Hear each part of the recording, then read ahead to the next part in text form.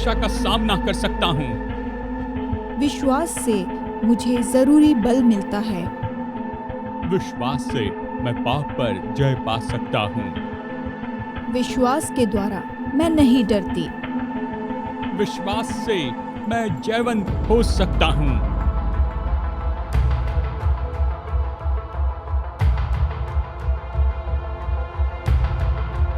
मैं तुमसे सच सच कहता हूँ, यदि तुम्हारे पास राई के दाने के जैसा भी विश्वास हो तो तुम इस पहाड़ से कहो कि तू उखड़कर यहाँ से वहाँ चला जा, और वो चला जाएगा, और तुम्हारे लिए कुछ भी असंभव नहीं होगा।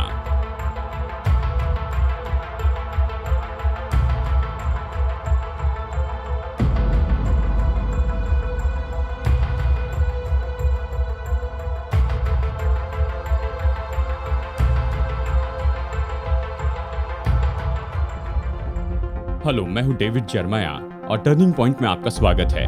हमारी वर्तमान की सीरीज यानी साधारण लोग असाधारण विश्वास में हम ये देख रहे हैं कि किस तरह का विश्वास हमें चाहिए जिससे परमेश्वर का ध्यान हमारी ओर जाएगा।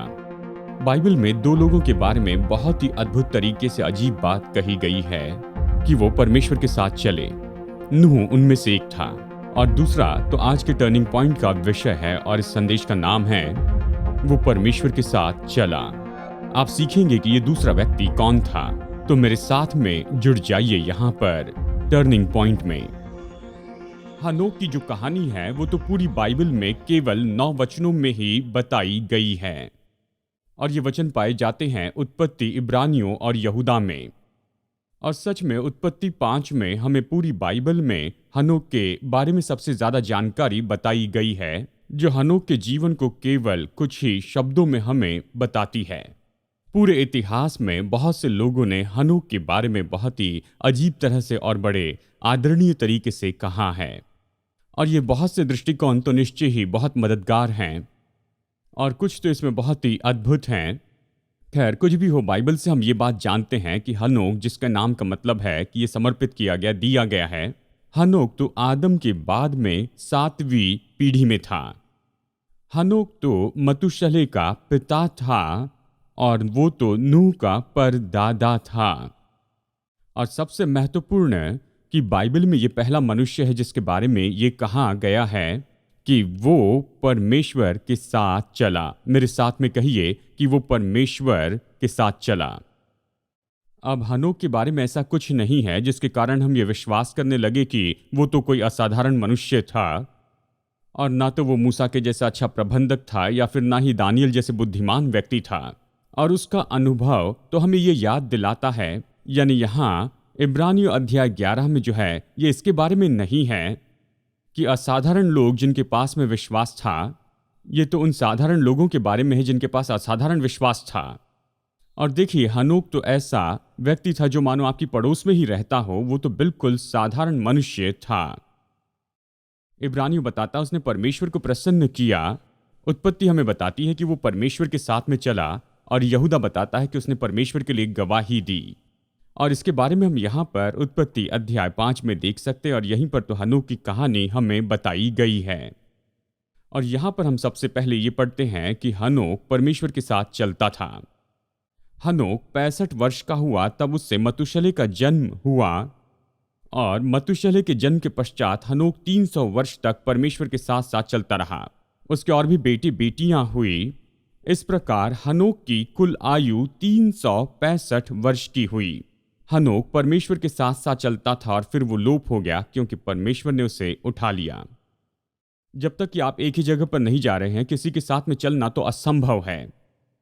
मतलब सभी लोग जानते हैं कि ब्लूमिलडेल्स का जो मार्ग है वो तो एडिबावर का मार्ग नहीं है, दोनों अलग अलग मार्ग हैं। आप एक साथ बात करते हुए 2 अलग अलग मंजिल पर नहीं पहुंच सकते हैं जब तक कि आपकी ये मंजिल एक जगह पर ना हो।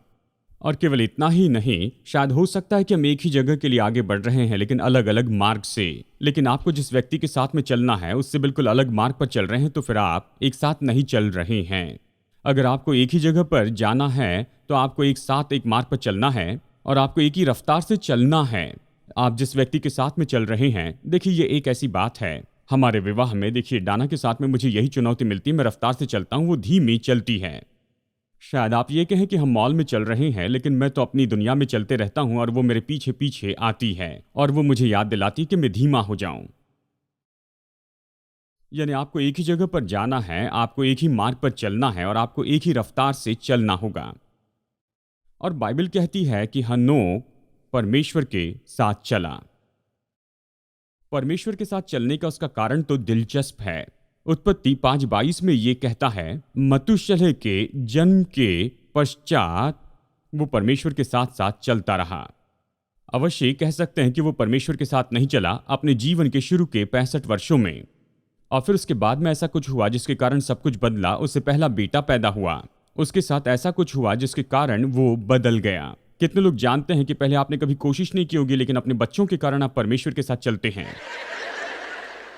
और ये बहुत से लोगों का अनुभव है। पास्टर के रूप में मैंने इसे देखा है कि ऐसे 2 समय होते हैं जहां पर लोग बहुत ही सचेत होते हैं कि परमेश्वर उनसे क्या चाहता है। और पहला है जब आपकी शादी होती है, और ये तो बहुत ही अद्भुत ऐसी जिम्मेदारी होती है। शादी होने के बाद आपको लगता है अब मैं केवल अपने लिए ही जिम्मेदार नहीं, अब मैं अपने लिए और एक और व्यक्ति के लिए जिम्मेदार हूं। और ये तो मनुष्य के लिए बहुत ही सम्मान की बात है। और दूसरी बार जब आपको पहला बच्चा होता है। हनोक के बेटे के जन्म के बाद में हनोक परमेश्वर के साथ में चलने लगा, और इसके साथ में बहुत सी बातें हैं। हनोक ने अपने बेटे का नाम रखा मतुशलह, जिसका मतलब है जब वो मर जाएगा तो उसे भेजा जाएगा। यही इसका मतलब होता है, जब ये मर जाएगा तो इसे भेज दिया जाएगा। और जब इस लड़के का नाम यहाँ पर रखा गया, इसके साथ में हमें ये जानकारी बताई गई है यहूदा की किताब से, तो हम देखते हैं कि यहाँ पर हनोक के जीवन में क्या हो रहा है। यहूदा ये लिखता है, हनोक ने भी जो आदम से 7वीं पीढ़ी में था इसके विषय में भविष्यवाणी की, और उसने ये कहा, देखो प्रभु अपने लाखों पवित्रों के साथ आया कि सबका न्याय करे और सब भक्तिहीनों को उनके अभक्ति के सब कामों के विषय में जो उन्होंने भक्तिहीन होकर किए हैं और उन सब कठोर बातों के विषय में कही हैं, दोषी ठहराए।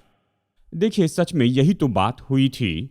जब हनोक, जब उससे पहला बेटा हुआ तो परमेश्वर ने उससे कहा कि उसका नाम रखना मतुशलह। और ये तो एक चिन्ह होगा कि जब मतुशलह मर जाएगा तब परमेश्वर पृथ्वी के ऊपर न्याय भेजेगा। जब वो मर जाएगा तो वो भेज दिया जाएगा। अब सबसे पहले ये इस वातावरण को बताता है जिसमें हनोक जीवित था। वैसे वातावरण में था जो परमेश्वर के न्याय के लायक था। बाढ़ के पहले का जो वातावरण था, जो आज हमारी परंपरा में ऐसे दिखाई देता है, ये संडे स्कूल की पिकनिक की जगह होगी। ये तो दुष्टता और परमेश्वर के विरुद्ध में बलवे का समय था, जिसने बाढ़ के द्वारा परमेश्वर के न्याय को लाया और पूरे संसार को नाश कर दिया। और ये सर्वशक्तिमान परमेश्वर के अनुग्रह को भी दिखाता है। गौर से सुनिए, संसार के इतिहास में जो सबसे दीर्घायु वाला व्यक्ति था वो तो मतुशलह था, और आप जानते हैं ये 669 साल तक जीता रहा। इस मनुष्य को परमेश्वर ने चुना अपनी चेतावनी और अपने न्याय के बीच में एक पुल के जैसे। वो तो मतुशलह था जो जीवित रहा 969 वर्ष तक। परमेश्वर ने कहा जब तक कि मतुशलह न मरे न्याय तो नहीं आएगा। और फिर परमेश्वर ने मतुशलह को 969 वर्ष की आयु दी। जैसे उसने कहा, मैं तुम पर बहुत ही ज्यादा अनुग्रहकारी होना चाहता हूं। परमेश्वर तो दया और अनुग्रह का परमेश्वर है, और वो अपने दया को बार बार दिखाता जाता है। बाढ़ के द्वारा न्याय होने के पहले मतुशलह का जीवन अनुग्रह को दर्शाता था, जो पृथ्वी पर का सबसे दीर्घायु व्यक्ति है। मतुशलह ये तो 969 वर्ष तक जिया। अब यहाँ पर थोड़ा सा गणित करना तो ये बहुत ही अच्छी बात है। इन सब बातों को हम यहाँ पर अंकों को जोड़ लेंगे। मैं चाहता हूँ कि आप यहाँ पर अपने मन में इन बातों की जोड़ करते चले जाएं। हम इसे स्क्रीन पर भी रख रहे हैं, लेकिन मैं चाहता हूँ कि इसके साथ में आप अपने मन में भी इसे जोड़ लें। अगर हम आदम की सृष्टि को कहते हैं पहला साल, और उत्पत्ति 5 में जो साल के बारे में लिखा गया उसकी गिनती हम करते जाएं, तो हम ये पाते हैं कि मतुशलह का जन्म हुआ वर्ष 687 में, यानी आदम की सृष्टि के बाद से। अगर हम 969 साल को जोड़ते हैं 687 साल के साथ, तो इसे मिलाकर जोड़ होता है 1656 का। यानी जिस वर्ष मतुशलह मरा वो वर्ष तो था 1656 का, और इसमें जुड़े हैं 687 साल आदम से मतुशलह तक, और इसमें 969 साल है मतुशलह की आयु। और अभी यहाँ पर थोड़ा रुकते हैं। चलिए इन गिनती के बारे में मैं आपको बताऊं। अगर हम इस गिनती को जोड़ते चले जाए, जरा गौर से सुनिए, तो हम ये पाते हैं कि नूह का जन्म हुआ आदम के बाद 1056 साल बाद, आदम की सृष्टि के बाद से। और जब बाढ़ आई उस समय नूह जो है वो तो 600 वर्ष का था, उत्पत्ति 7:6 के अनुसार। इसका मतलब है कि ये जो बाढ़ आई वो तो आदम के बाद में 1056 साल बाद आई, और ये वही साल है जिसमें मतुशलह मर गया। ये तो बहुत ही अद्भुत है। बिल्कुल वैसे जैसे परमेश्वर ने कहा था, परमेश्वर ने मतुशलह को एक भविष्यवक्ता बनाया, उसके अपने नाम और उसके जीवन के द्वारा ही। और हनोक इसी कारण परमेश्वर के साथ में चला। आइए अब उसके जीवन के परिणामों को देखते हैं। हनोक भ्रष्टता के समय में जी रहा था। मैं जानता हूं यह अच्छा शब्द नहीं है, और अगर मैं आपसे इस तरह से कहता हूं कि आप नाशमान संसार में रह रहे हैं, आप कहेंगे नहीं पास्टर, हम नाश नहीं हो रहे हैं। जानते हैं भ्रष्टता कब शुरू होती है? ये तो बहुत ही पहले शुरू हो जाती है। ये एक सूची है कि कैसे मनुष्य नीचे गिरते चले जाता है अपने बहुत ही कम उम्र से। क्या आप तैयार हैं? अब देखिए, ये तो उनके नियम हैं। अगर मुझे ये पसंद है तो ये मेरा है, अगर ये मेरे हाथों में तो मेरा है, अगर मैं आपसे इसे ले लूं तो ये मेरा है, अगर थोड़े समय पहले मेरे पास था तो ये मेरा है। अगर ये मेरा है तो किसी भी तरीके से तुम्हें ये नहीं दिया जा सकता है। अगर मैं कुछ कर रहा हूं या कुछ बना रहा हूं तो सारे पीसेस तो मेरे हैं। अगर ये बिल्कुल मेरे जैसे दिखता है तो मेरा है, अगर मैंने इसे पहले देखा तो ये मेरा है। अगर आप किसी चीज से खेल रहे हैं और उसे नीचे रख दिया तो अपने आप वो मेरा हो जाता है, और अगर ये टूट गया है तो तुम्हारा है।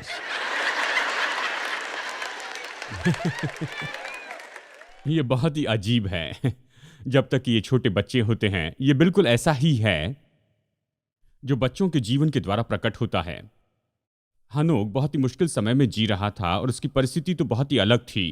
हम इस पर विश्वास नहीं कर पाएंगे अगर हम इसे एक साथ रखते हैं। देखिए, मैं कई किताबें लिख रहा हूं, हमारी परंपरा में क्या हो रहा है उसे मैं जानता हूं, इसलिए मैं इससे परिचित हूं, और जो कुछ भी हो रहा है इसकी तुलना नहीं कर सकते हैं। बाइबल कहती है कि वो विश्वास से सर्वसामर्थी परमेश्वर के सामने जीता रहा, धार्मिकता और भले जीवन में, और उसके जीवन की परिस्थितियों को परमेश्वर के साथ में न चलने के लिए किसी बहाने के रूप में उपयोग नहीं किया गया। तो चलिए आज सहमत हो जाए कि आज हमारी परंपरा में परमेश्वर के साथ में चलना तो चुनौती है, लेकिन हमारी परिस्थिति और हमारी परंपराओं को हम अनुमति नहीं दे सकते हैं कि हम बहाना बनाकर ये कहें, खैर देखो कोई भी इसे नहीं कर सकता है तो मैं भी नहीं कर सकता हूं। फिलिपियों अध्याय 2 वचन 15 हमें याद दिलाता है, तुम टेढ़े और हठीले लोगों के बीच परमेश्वर के संतान बने रहो, जिनके बीच तुम जगत में जलते दीपकों के समान दिखाई देते हो। इस तरह कहता है।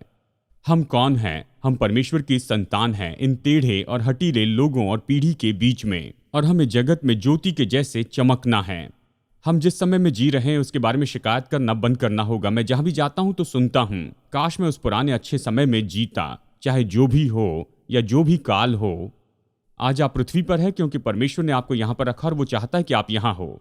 वो आपको कहीं भी रख सकता था किसी भी समय, अगर आप चाहते तो वो पुराने जमाने में आपको रख देता। उसने हमें यहां पर रखा। इस समय में हमें अपनी परंपरा के अनुसार देखकर कहना है, प्रभु परमेश्वर धन्यवाद कि मुझे ऐसे समय में जीवित रहने दिया है, और प्रभु मेरी मदद कर कि मैं इस अंधकार के बीच में तेजों में ज्योति हो जाऊं। एक बात आपको जानना होगा कि क्यों परमेश्वर का वचन, खास करके नया नियम, इतना व्यवहारिक है हमारे दिनों के लिए। ये बस इसीलिए क्योंकि परमेश्वर का वचन नया नियम लिखा है ऐसे मसीह विश्वासियों को जो कि रोमी साम्राज्य के तले दबे हुए थे। वो तो बड़े दबाव में, दुष्टता और बुराई में जीते जा रहे थे, और परमेश्वर का वचन प्रोत्साहन से भरा है उनके द्वारा हमारे लिए। चाहे हमारे आसपास कुछ भी क्यों ना हो रहा हो, फिर भी हम परमेश्वर जो चाहता है वैसे हो सकते हैं। हमारा विश्वास हमारी परिस्थितियों पर आधारित नहीं होता है, हमारा विश्वास मसीह पर आधारित है। और ये तो अच्छा पाठ है जो हम यहाँ पर हनोक के जीवन की शुरुआत से ही देख सकते हैं।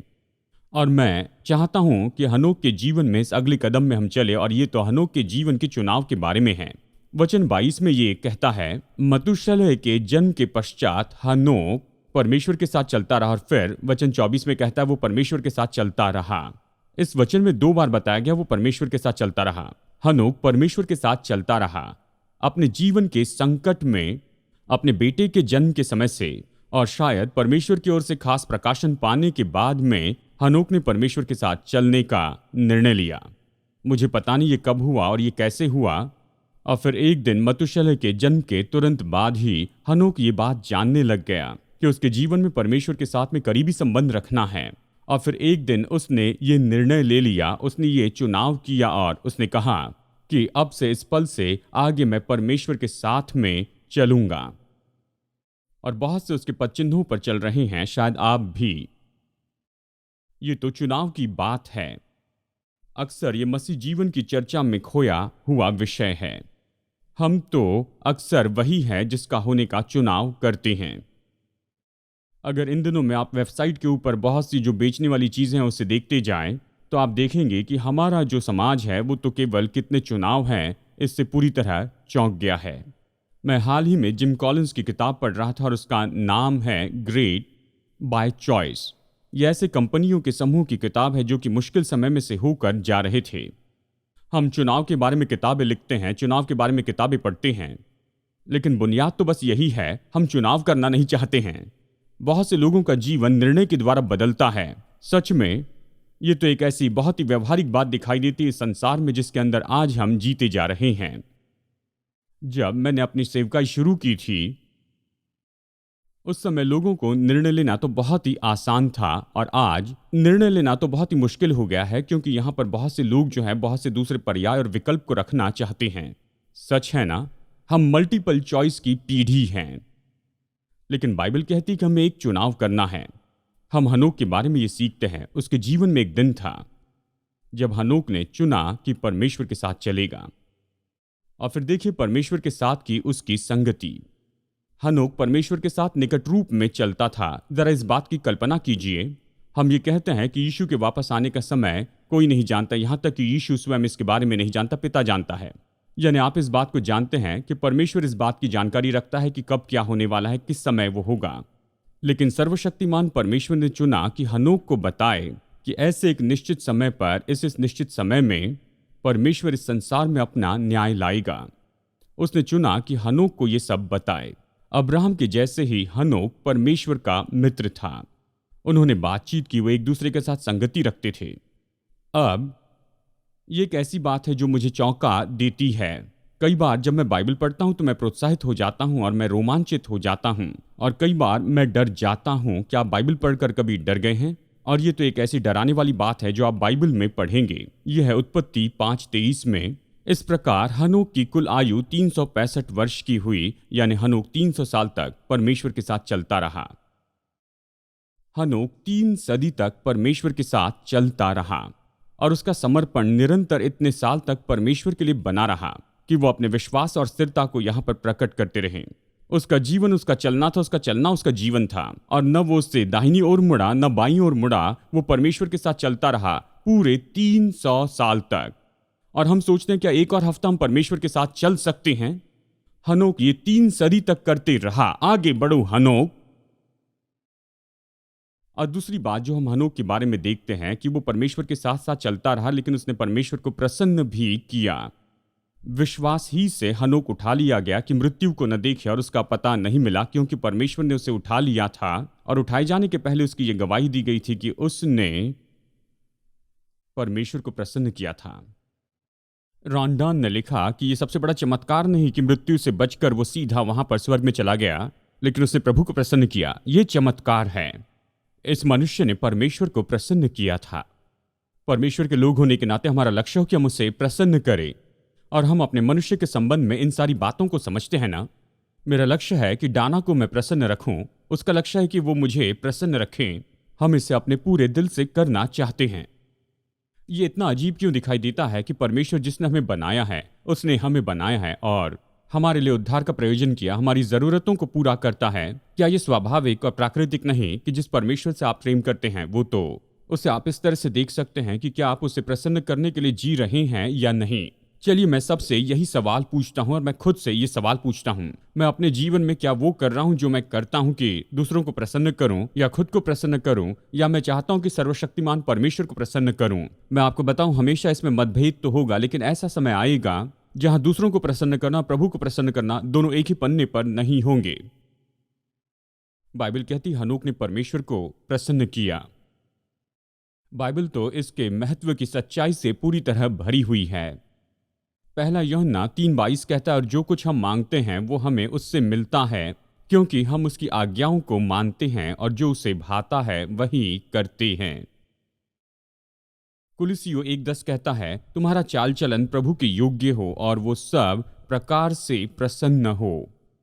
और बाइबल में हमें इसका उदाहरण, इसका आदर्श दिया गया है, और वो तो स्वयं प्रभु यीशु मसीह का व्यक्तित्व है जो इस संसार में आया। और यूहन्ना 8:29 में बाइबल ये कहती है, यीशु का लक्ष्य यही था। उसने कहा, मैं सर्वदा वही काम करता हूं जिससे वो प्रसन्न होता है। पौलुस अपने जीवन को समर्पित करता है और विश्वासियों को प्रोत्साहित करता है कि वो ऐसे ही काम करते जाएं। थिस्सलुनीकियों को लिखता है, पौलुस यहाँ पर कहता है, हम तुमसे विनती करते हैं और तुम्हें यीशु मसीह में समझाते हैं कि जैसे तुमने हमसे योग्य चाल चलना और परमेश्वर को प्रसन्न करना सीखा है, उसमें तुम बढ़ते जाओ। मैं आपको याद दिलाऊं, हनोक परमेश्वर के साथ चल पाया। इसका कारण यही है क्योंकि उसके पूरे जीवन का उद्देश्य यही था कि वो परमेश्वर को प्रसन्न करते जाए। क्या हमारा ये उद्देश्य है? बहुत से विश्वासियों से मैं इस तरह से समझता हूं कि वो अपना पूरा जीवन सहमति की उस पूरी सीमा पर ही जीना चाहते हैं और उनमें मसीह के नाम पर कोई भी ईमानदारी नहीं है। क्या ये ऐसी बात नहीं जिससे बाकी सबसे बढ़कर हमें डरना चाहिए? क्या हमें अपना जीवन इस तरीके से नहीं जीना चाहिए कि बिना सवाल से हम ये जान ले कि जो हम करते हैं उससे परमेश्वर प्रसन्न होता है? जब आप ऐसा कुछ करना चाहते हैं जिसके बारे में लगता है कि ये तो गलत होगा और आपको लगता है मैं करूं या ना करूं, तो खुद से ये सवाल पूछिए, परमेश्वर से सवाल पूछिए, प्रभु मैं ये जो करने वाला हूं क्या ये तेरे दिल को प्रसन्न करेगा? ये आपको बहुत सी परेशानियों से दूर रखेगा ये आपको परमेश्वर के साथ चलने के मार्ग पर रखेगा। और फिर यहूदा 14 और 15 में यहां पर पूरी बात है कि हनोक ने परमेश्वर के लिए गवाही दी। बाइबल कहती है कि हनोक ने आने वाले न्याय की भविष्यवाणी की। परमेश्वर ने हनोक को भविष्यवक्ता के रूप में उपयोग किया कि आने वाली बातों के बारे में भविष्यवाणी करे। और अंत में एक ऐसी बात है जिसके बारे में सब लोग हनोक के बारे में जानते हैं, और वो ये है कि हनोक परमेश्वर के पास चला गया, परमेश्वर के साथ चला, प्रभु को प्रसन्न किया, प्रभु की गवाही दी। हनोक के बारे में ये बात तो बहुत ही अद्भुत है। वो बस परमेश्वर के पास चला गया। इब्रानियों 11:5 ये कहता है, विश्वास ही से हनोक उठा लिया गया कि मृत्यु को न देखें, और उसका पता नहीं मिला क्योंकि परमेश्वर ने उसे उठा लिया था। अब इसके बारे में दिलचस्प बात यह है, देखिए, अगर आप बाइबल नहीं भी जानते हैं, उत्पत्ति के बारे में कुछ पता नहीं, बाइबल के बारे में पता नहीं, तो उत्पत्ति 5 में आप पढ़ेंगे तो ये पढ़ेंगे, वो मर गया और वो मर गया, ये इसका जन्म हुआ, इतने साल तक जीवित रहा और मर गया। किसी का जन्म हुआ, उससे कोई और उत्पन्न हुआ, इतने साल तक जीवित रहा और फिर वो मर गया। और फिर अचानक इसके बीच में आप बढ़ते हैं उत्पत्ति में, ये कहता है परमेश्वर ने उसे उठा लिया और वो नहीं मरा। हनोक की कब्र कहीं पर भी नहीं है। वो परमेश्वर के साथ पृथ्वी पर चला और स्वर्ग में परमेश्वर के साथ चला। वचन 5 में यह दर्शाता है कि जब हनोक नहीं दिखा तो लोग उसे ढूंढने लग गए, और जब ये हुआ तो ये बिल्कुल वैसे ही हुआ जैसे कि परमेश्वर एलिया को अग्नि में रथ के द्वारा लेकर जाता है। दूसरा राजा में ये कहता है, तेरे दासों के पास 50 बलवान पुरुष हैं, वे जाकर तेरे स्वामी को ढूंढे, संभव है कि वो जाने यहोवा की आत्मा ने उसको उठाकर किसी पहाड़ पर या किसी तराई में डाल दिया हो। उन्होंने 50 पुरुष भेज दिए और वे उसे 3 दिन तक ढूंढते रहे, परंतु न पाया। क्योंकि वो पहाड़ पर नहीं छोड़ा गया, वो तो सीधा पहाड़ के ऊपर प्रभु के पास पहुंचा। एलिया को किसी ने नहीं पाया, हनोक को किसी ने नहीं पाया। बाइबल ये कहती है हनोक एक दिन चल रहा था और परमेश्वर ने उसे उठा लिया। शायद दोस्त के साथ लंच कर रहा था, अचानक दोस्त ने मुड़कर देखा और हनोक चला गया। शायद वो अपने परिवार के साथ था या नाती पोती के साथ था, और अचानक वो लिविंग रूम से ही गायब हो गया। हनोक कहाँ है? वो चला गया, वो कहीं नहीं मिला, प्रभु ने उसे उठा लिया। और आप जानती हैं मैं किसके बारे में बता रहा हूं? रैप्चर के बारे में। बाइबल में हनोक सबसे पहला उदाहरण है। जो हनोक के साथ हुआ वहीं परमेश्वर के लोगों के साथ में होगा। आप जानते हैं कैसे पता? क्योंकि बाइबल यही कहती है। बाइबल पहला थिस्सलुनीकियों में कहती है, क्योंकि हम प्रभु के वचन के अनुसार तुमसे ये कहते हैं कि हम जो जीवित और बचे रहेंगे, हम जो जीवित हैं और प्रभु के आने तक बचे रहेंगे, सोए हुओं से कभी आगे न बढ़ेंगे, क्योंकि प्रभु आप ही स्वर्ग से उतरेगा, उस समय ललकार और प्रधान दूत का शब्द सुनाई देगा और परमेश्वर की तुरही फूंकी जाएगी। तब हम जो जीवित और बचे रहेंगे इसे सुनिए, उसके साथ बादलों पर उठाए जाएंगे। ये बिल्कुल वैसा ही है। यहाँ तक कि हनोक, एलिया, स्तिफनोस, प्रभु यीशु मसीह ये पहले से चर्च के रैप्चर के बारे में हमें बता रहे हैं। इन दिनों में अगर आप विश्वासी हैं, जब आप अपने अविश्वासी दोस्तों के साथ में होंगे तो आप अचानक उनके बीच से गायब हो जाएंगे, जिसे वो कभी नहीं भूल पाएंगे। वो आपको इस पृथ्वी पर फिर कभी वापस नहीं देखेंगे, क्योंकि आपको उठा लिया गया है और आप नहीं रहेंगे। मुझे पसंद है कि वो नहीं रहा। ये बूढ़ा हनोक कहाँ है? वो नहीं रहा, वो स्वर्ग में है, चला गया है। हमारे साथ ऐसा ही होगा अगर हम यीशु पर विश्वास करते हैं। तो बाइबल कहती है जब आप यीशु पर विश्वास करते हैं और विश्वासी हो जाते हैं तो फिर एक दिन प्रभु यीशु वापस आएगा और फिर क्लेश काल शुरू हो जाएगा जो इस पृथ्वी पर आएगा। प्रभु तो उन सब को उठा लेगा जिन्होंने उस पर विश्वास किया है। हम इस संसार से उठा लिए जाएंगे और ये तो ऐसा होगा जैसे पहले कभी भी नहीं हुआ है। बाइबल कहती है अगर आप तैयार नहीं तो पीछे छोड़ दिए जाएंगे। और कुछ लोग तो प्रभु यीशु मसीह के साथ में कभी नहीं चल पाएंगे, क्योंकि आपने अपना समर्पण उसके सामने नहीं किया है। प्रभु के साथ में चलने का इसका क्या संबंध है? बाइबल में स्पष्ट कहा है कि स्वयं यीशु ने ये सब कुछ कहा है, मैं ही मार्ग हूं, मैं ही सत्य हूं और मैं ही जीवन हूं, और कोई भी पिता के पास नहीं आ सकता बिना मेरे द्वारा। केवल एक ही मार्ग है जिस पर आप चलकर स्वर्ग जा सकते हैं, वह है यीशु मसीह पर भरोसा रखने के द्वारा। और यहां पर हम में से बहुत से लोगों ने इसे कर दिया है, लेकिन हमारी इस नई परंपरा में यह कितना आसान है कि परमेश्वर के साथ चलने की इस विचारधारा से पूरी तरह दूर हो। मैं आपको प्रोत्साहित करता हूं, चाहे आप कितनी भी उम्र के हो। हनोक तो 65 साल का है और मैं जानता हूं कि उस समय लोगों की आयु के बारे में हमें सोचना है।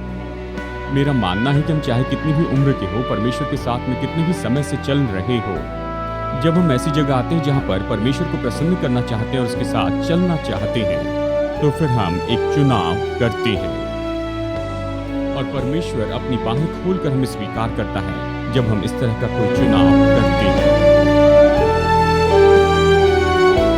टर्निंग पॉइंट पर आज का ये संदेश सुनने के लिए धन्यवाद। मैं आशा करता हूँ प्रभु वचन से आप प्रोत्साहित हुए हैं और इस बात के बारे में ज्यादा जानकारी पाई कि हमारे परमेश्वर के साथ में संबंध रखना सच में क्या होता है। अगर आप उसके साथ में व्यक्तिगत संबंध नहीं रखे हैं और इसे शुरू करना चाहते हैं तो आज ही से कर सकते हैं। आपको परमेश्वर के उद्धार का मुफ्त वरदान पाने के लिए यही करना है कि आप पापों से पश्चाताप करें और यीशु को अपना उद्धारकर्ता प्रभु स्वीकार कर लें। अगर आज आपने विश्वास का ये कदम उठाया है तो मैं आपको प्रोत्साहित करता हूँ कि भरोसेमंद सेवकाई के साथ में जुड़िए या लोकल चर्च में जाएं और किसी को बताएं कि आपने ये निर्णय लिया है। और मेरी प्रार्थना है कि आप इस नए विश्वास में निरंतर बढ़ते जाएं। तो प्रभु आपको आशीष दे। अगली बार मुलाकात होगी यहीं पर टर्निंग पॉइंट में।